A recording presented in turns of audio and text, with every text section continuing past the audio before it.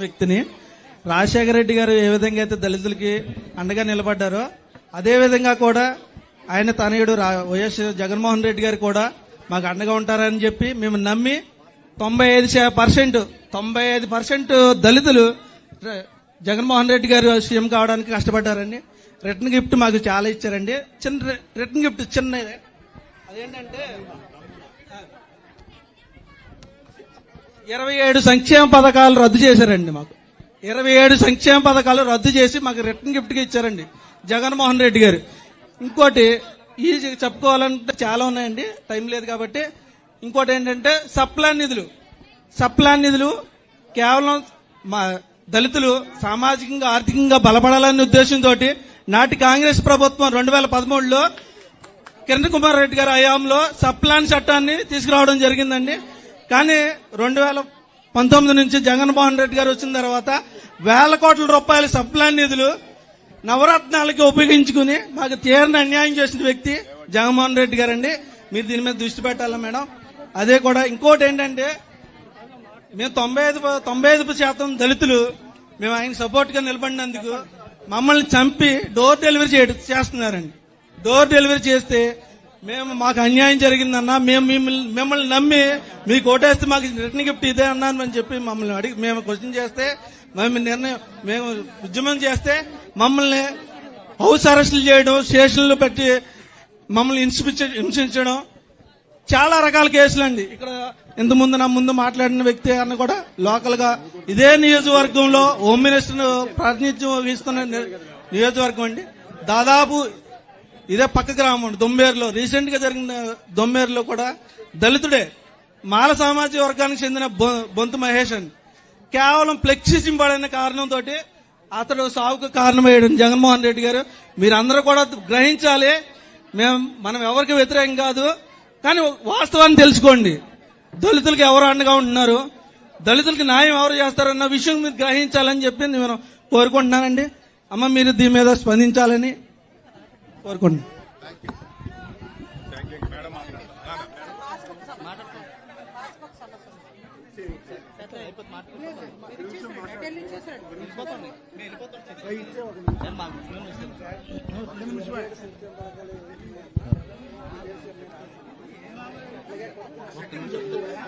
అందరికి జై భీమ్.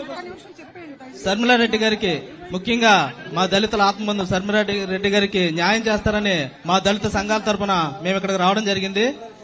ఎక్కువగా అంబేద్కర్ తర్వాత మా దళితుల్లో అభిమానించిన నాయకుడు ఎవరన్నా ఉన్నారంటే ఆయన వైఎస్ రాజశేఖర రెడ్డి గారు. ఆయన బిడ్డలిద్దరు ఒకళ్ళు జగన్మోహన్ రెడ్డి గారు, ఒకళ్ళు శర్మిలారెడ్డి గారు. మా దురదృష్టవశాత్తు ఆయన చనిపోవడం వల్ల చనిపోవడం వల్ల శర్మిలారెడ్డి గారు ఎంత కష్టపడ్డారో మేము కూడా ఆ పార్టీకి తరఫున సేవ చేయడం జరిగింది. అలాగే ఆయన అధికారంలోకి వచ్చి మా దళితులకు ఎంతో మేలు చేస్తాడు అనుకుంటే వచ్చి రాగానే మా పథకాలు పీకేయడం, మా మీద ఎవరైతే దాడులు చేశారో, ఎవరైతే మమ్మల్ని చంపారో వాళ్ళందరికీ ఉన్నత పదవులు ఇచ్చి ప్రోత్సహించడం, అలాంటివన్నీ చేస్తూ ఇవాళ మా దళితులకి తీవ్రమైన నష్టం చేశారు ఈ జగన్మోహన్ రెడ్డి గారు. అంతేకాకుండా బడుగు వికాసం అనే పథకాన్ని ఈ విషయం కొంచెం దృష్టిలో పెట్టుకోండి మేడం. బడుగు వికాసం అనే పథకాన్ని మీ అందరినీ పారిశ్రామికవేత్తలుగా తీర్చిదిద్దానని వచ్చిన స్టార్టింగ్ లో ఒక పథకాన్ని తీసుకొచ్చారు. దానికి మా ఊళ్ళో లక్షల అప్పులు తీసుకుని ఇవాళ లోన్లు పెట్టుకుంటే ఎవరికి కూడా ఇప్పుడు సబ్సిడీ లేదు. వాళ్ళ వడ్డీలు కట్టుకోలేకుండా చాలా తీవ్రమైన బాధలు ఉండి ఆత్మహత్యలు చేసుకునే పరిస్థితులు కూడా వచ్చారు. రేపేస్తాను అన్నారు, ఇప్పుడు కూడా లేదు. మొత్తం కూడా అందులో చాలా నష్టపోయిన నా సొంత తమ్ముళ్ళు ఉన్నారు. ఇవాళ ఉద్యోగాలు కూడా నా దళిత జాతులు చాలా నష్టపోయాం. మీరు అడుగుతున్నారు ఏం చేస్తున్నారని. ఈవేళ మా బిడ్డలు చాలా మంది బ్లేడ్ బ్యాచ్లు, గంజా బ్యాచ్ల కింద తయారవుతుంటే వైసీపీ నాయకులు వాటిని ప్రోత్సహిస్తున్నారు. ఈవేళ రాష్ట్రంలో మళ్లీ మన దళితులకు మంచి రోజులు రావాలంటే కాంగ్రెస్ ప్రభుత్వం రావాలి. రాజన్న రాజ్యం రావాలంటే మన శర్మిల గారు ముఖ్యమంత్రి అవ్వాలి. మన నియోజకవర్గం సంతోషంగా ఉండాలంటే అరుణ్ కుమార్ గారు ఎమ్మెల్యే కావాలి. జై భీమ్, మీ చోళరాజు.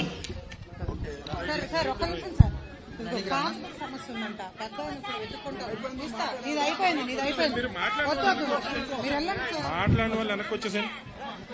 ఏమండి మీరు మాట్లాడారు కదా, వెనక్కి వచ్చేయండి. హలో చెప్పండి. అమ్మా నువ్వు మాట్లాడావు కదా తల్లి. సమస్య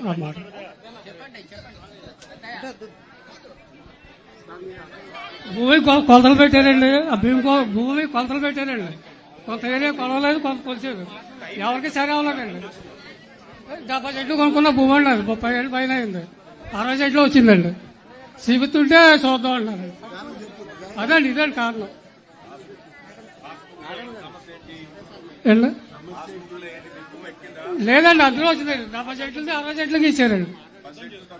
చేశారండి. సరే వద్దంటే చూద్దాం అంటున్నారు. అప్పుడు 5 నెలల నుంచి అండి 70 చెట్లు కొనుక్కున్నాడు. 30 ఏళ్ళు పైన కొనుక్కున్నాయి. అక్కడికి వెళ్ళలేదండి, ఇక్కడే చేద్దాం అన్నారు. అదే. పెద్దయినా ఇలా వెనక్కి వచ్చేసి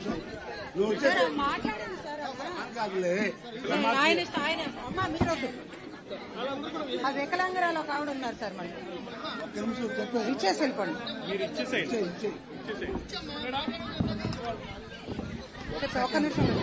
మేడం, వికలాంగులకు ఇలా ఈ రాష్ట్రంలో చాలా అన్యాయం జరుగుతుంది. మరి ఈ రాజశేఖర రెడ్డి గారి కుమారుడు తండ్రి మాటలో నడుస్తానని చెప్పి ఆయన ఆశయాలకు ఏమాత్రం కూడా వెన్నుపోటు పడుతున్నాడు తప్ప ఆయన ఏం చేయట్లేదు. గత ప్రభుత్వం 3000 పెన్షన్ ఇస్తుంది, అదే 3000 పెన్షన్ ఇస్తుంది తప్ప ఆయన రూపాయి పెంచింది లేదు. వికలాంగులకి వాళ్ళ చదువుతో నిమిత్తం లేకుండా కళ్యాణ ప్రోత్సాహం ఇవ్వాలి. వాళ్ళు ఎక్కడికి వెళ్ళి చదువుకుంటారు? చదువుకోలేరు కదా. వాళ్ళు నడవలేని వాళ్ళు, అందులో చాలా మంది ఆర్థిక పరిస్థితులు బాగాలేక వాళ్ళు ఎక్కడికో స్కూల్కి వెళ్ళి చదవలేక పెళ్లి చేసుకుంటున్నారు.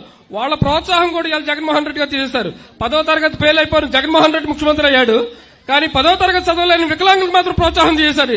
ఇవాళ రాష్ట్రం ఏ పరిస్థితిలో ఉందో ఒకసారి ఆలోచించుకుని ఇవాళ ప్రతి ఒక్క దివ్యాంగుడికి కూడా మోటార్ సైకిల్ పెట్టుకుంటే వాళ్ళకి మోటార్ సైకిల్ కనీసం వాళ్ళు నడవలేని ఇతను ఉంటే ఇతను పెట్టుకుంటే ఇతనికి బండి ఇవ్వలేదు. కానీ అక్రమార్కులకి అనేకమైన ఇసుక దందాలు ఇవన్నీ కూడా కట్టబెడుతున్నారు. వికలాంగుల పట్ల దృష్టి సారించాలి మేడం. మీరు వచ్చిన తర్వాత రాజన్న గారు బిడ్డగా మీరు చేస్తారని నమ్మకంతో మేము నడవల నుంచి ఇక్కడ దాకా వచ్చాం మేడం. 2016 చట్టం కేంద్రం అమలు చేసింది మేడం. కేంద్రం అమలు చేసిన దాన్ని ఈ రాష్ట్ర ప్రభుత్వాలు అమలు చేయలేకపోతున్నాయి.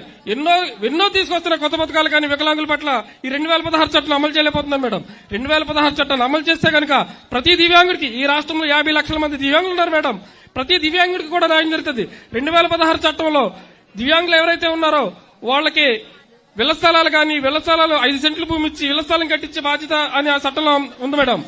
వాళ్ళకి కరెంటు బిల్లు కూడా కట్టవలసిన లేకుండా వాళ్ళ మొన్న కరెంటు బిల్లు సాకుతో చెప్పి 92,000 పెన్షన్లు దివ్యాంగుల పెన్షన్ తీసేశారు జగన్మోహన్ రెడ్డి గారు. తీసేశారు మేడం.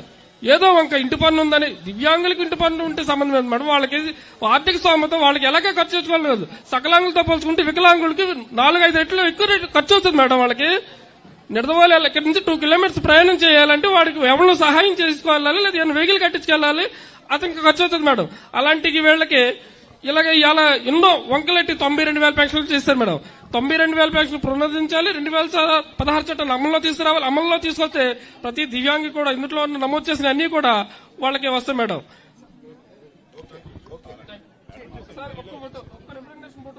దయచేసి అందరూ కూడా అర్థం చేసుకోవాలి. చాలా మంది పేదలు, వయసులో పైబడిన వాళ్ళు, మహిళలు, రైతులు, పెద్దలందరూ కూడా వచ్చున్నారు. వాళ్ళందరూ కూడా భోజన సమయం అయింది, వెళ్లిపోవాలి. దూర ప్రాంతాల నుంచి వచ్చారు. ఒక్కసారి మన రాజన్న బిడ్డ వైఎస్ షర్మిలారెడ్డి గారు